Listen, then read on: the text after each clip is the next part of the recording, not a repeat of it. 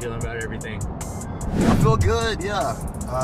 We were just talking about the weight classes and the age bracket. So they have me in the ultra heavyweight, which is like the heaviest. I've lost 20 pounds over the last 2 months, but I'm down to like 254 is what I weighed in yesterday. So I'm in the heaviest weight class. And when I originally signed up for the competition, I was told by somebody that if there's only like one person for you to go up against, then you potentially could fight, because you're supposed to get like 2 matches. But then when I went to sign up, there's a place that says you have to like check the box if you're willing to fight up a weight class or if you're willing to fight up in age. So it looks like I'm only gonna have this one match that we're heading down for at this tournament. It'll be my first tournament. So I don't know if the other people that are in the weight class below or the age bracket below, if they don't decide to fight up in age or weight, if that affects whether or not you get that second match. So, you know, I'm okay taking one match because I've never done this before. So what do you think? What's your thoughts on everything? Yeah, I like you get that out, like that win, and then like I would just take it because you never know who they could put you up against. Yeah. The almost blue belt is like, you know. There's a big difference between a brand new white belt and a 4-stripe white belt. Oh yeah. Somebody that's been rolling for 2 years and is right there at that blue belt level. And then like the crazy thing, like I went down this rabbit hole, man. You know how they say you should never Google your symptoms if you feel sick? You should never Google information about jiu-jitsu tournaments, because I looked up my age bracket and my weight class and started looking at NAGA, which is the North American Grappling Association. That's the tournament that I'm doing. I started looking at matches in my weight and age and belt class. And the first 7 videos, everything was like, oh yeah, I feel comfortable rolling with those guys. And then video number 8 was like some dude who's like a fucking brown belt in jiu-jitsu. But if you can totally be a brown belt or a black belt in judo, rather. No. You could be a brown belt or a black belt in judo and then fight your first match in jiu-jitsu and legitimately enter as a white belt. Yeah, look at Kamzat. Yeah, so this dude like just absolutely obliterated this cat, choked him unconscious. I'm like, oh fuck. Like, is that who I'm running up against? So you just never know, you know what I mean? So I'm okay just doing this first match and get the nervous jitters out. Have you ever competed before? No, I never competed jiu-jitsu or Muay Thai or MMA, but yeah, and at this point, like I commend you, dude. I mean, like I know you got stuff with your body and everything, and I mean it's definitely a heart thing for sure. Like, you know, like you have the heart to compete and everything, and you know, I've overthought it and everything, but it's I don't know. Seeing you though definitely does inspire me to like want to try. Well, that's kind of like what, you know, I had told myself last week. I'm like, I'm gonna go ahead and enter my first competition in January. And then I started thinking about it, like, dude, there's nothing in my opinion that's really gonna change between now and January. Like, I'm working out, I've lost weight, I've quit drinking, I'm hitting jiu-jitsu, you know, 3 times a week at least, and I'm still so green and so fresh. Like, another 3 months I think will be really good for me. But the biggest part about competing for me is like, I'm just not a naturally aggressive person. I'm a naturally passive person, and if given the chance, like, I would probably never compete. You know what I mean? Yeah. So I want to do it just to get the nerves out and to take away the anxiety around it, because it's not the actual role with the person. That's no different than what you do at practice or an open mat. It's everything that surrounds it. Like, you know, it's a Saturday, I don't get very much time off, and I don't get very much time with my wife, so like, this is time away from my family. You have to pay for it, you know, like I don't really have a lot of extra income to be spending on a fucking jiu-jitsu tournament. But, you know, my biggest problem in life is fear of change. I just told you, I just switched jobs, right? Yeah.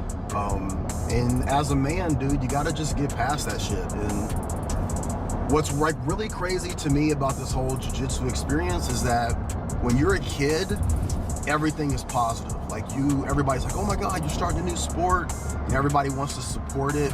And then if you're a teenager, people start to see like the possibility of you having success with something. So they're like pouring into your desire to be good at something. If you're a football player, everybody wants to be attached to the freshman football player. People are like gassing you up and helping to send you to camps and doing everything they can so that you can be successful. When you're my age, when you're approaching 50, nobody gives a fuck, man. My wife doesn't give a fuck. My wife is like, you don't need to be doing this shit. There's other stuff that we need to be doing. This money can go somewhere else. That time can go somewhere else. Like my parents, my mom's gone, but my dad is like, what the fuck? Like, I don't want to hear about you doing jiu-jitsu at 50. You know what I mean? Like your neighbors, your friends, your co-workers. No one looks at you and says like, damn, dude, that's awesome. Like, how can I help you and support you on this goal? It's just like, oh, you're going through a midlife crisis. Like, you're going to get hurt. Like, why are you doing it? So not only do you deal with the internal issues of the stress of having to compete or get your body in shape or all the other stuff, there's no support. But it's like, I think that there's something very powerful in that message that you don't get support as a man. Like, that's not a masculine trait, and it's not a masculine thing to require. You don't get support when it's time to go to war, when it's time to fucking, protect your wife because somebody broke in. Like, you do that shit because that's your fucking job, man. And so, like, I'm trying to just get more comfortable with that reality. You know what I mean? That's a good point. Just gonna grab some snacks before we head into Salem. So what do you think you need to do to get to where you're doing this kind of shit? Like, do you want to compete?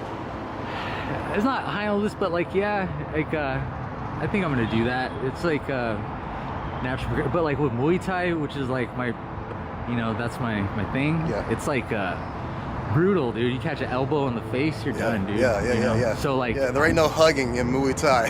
yeah, but like when I'm like, but I guess it, I don't know. They're just doing it, right? Yeah. We were just talking about how like different cultures are supportive. Like, I come from a black family, obviously you come from a Filipino culture, and then we're both dating white girls. And like, we were talking about how different it seems like when people are doing things. Like, that's a great contrast because like my wife's family was very like excited about me graduating from college, which I graduated last March, right? And then like they've been really supportive of me doing jiu-jitsu.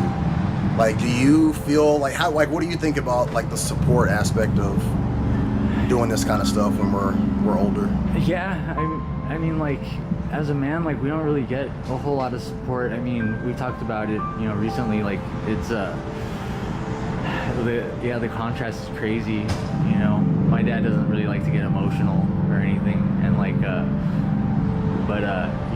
my girlfriend's dad, who's white, is like, will congratulate me, on something I did 10 years ago, right? Yeah. And like, so there's definitely a crazy contrast there. I had somebody, one of the black belts at the gym where I train, he was like, I don't do competitions because I don't need the validation of a $5 medal. And I thought to myself, I get that, but you already have your black belt. Like getting your black belt is such an achievement. And I think that sometimes people who have achieved things, they take for granted like how much it means. Like I was telling you about how 2 of my kids are in grad school. Like they've already graduated, they're in grad school. Like to them, me getting a degree doesn't necessarily mean as much as it means to me as somebody who like, I barely graduated high school. Like I always struggled in school and never thought that I could do college. So it took me 28 years to be able to get my degree. Like that means a lot to me. And like at 46, being a white belt, getting a stripe or getting a blue belt, like that's the equivalent of a black belt to me, right? And so that $5 medal, like it does validate people who don't necessarily have that. I think that if you have gone through kind of the struggle or whatever, and you've achieved things, like sometimes you look at it and it's like it doesn't mean as much to you as it does to somebody who hasn't had that success. What do you think about that? It's an experience, man. I mean, like, no one could take that away from you. And yeah, like, I don't know, I was thinking about it the other day, like, you know, what do you want people to say, like, when it's all said and done, you know, when you're gone and all that stuff, and like, you know, you left behind all these like achievements and stuff, and you know, not necessarily that like, you know, you wouldn't, but like you're passionate about something enough to like sacrifice your time and your body and like, you know, like your time with your family and all that stuff, you know, for like to better yourself. You know, I don't see that a whole lot today. Yeah, my dad, he's 74. He always asks me, he's like, what do you get out of this? He's like, why can't you just sit down and just be still? And I'm like, I don't want to just sit down and be still. Like, we're going to do that when we're dead, you know? Yeah.